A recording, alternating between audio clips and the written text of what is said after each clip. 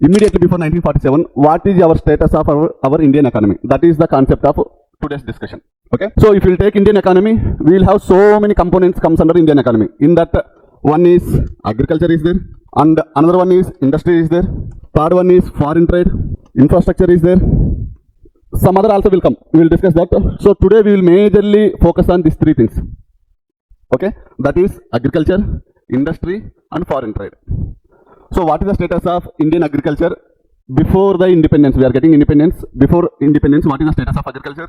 What is the status of industry? And what is the foreign trade status? Why we need to understand this? Because to understand present today's economy, you should have an idea what is there in the previously. Okay? Because of that, we have to understand the economy at the time of independence. Okay? Let's start with the first one, that is agriculture. At the time of independence means India is under the control of British, right? So you should understand the nature of British and their economy. Okay? Before British came into India, Indian economy is a self-sufficient economy. It means that Indian economy is write it down, self-sufficient. It means that Indian economy is having everything that is required to feed its people. For example, let's say you are from a village. Okay? That village is having 300 to 400 houses.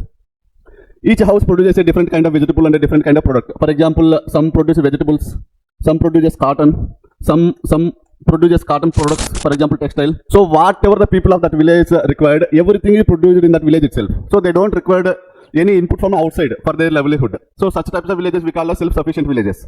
If the economy, if we apply the same concept broader way for the Indian economy, if the economy itself is enough to feed its people, we call that economy as a self-sufficient economy.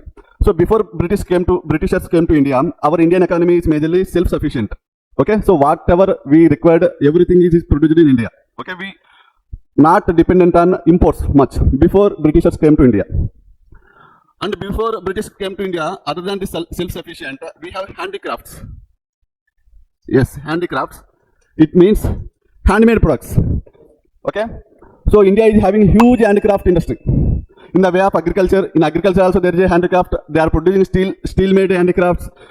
So they have produced textile-based handicrafts. So handicraft industry of India is very huge before Britishers came to India.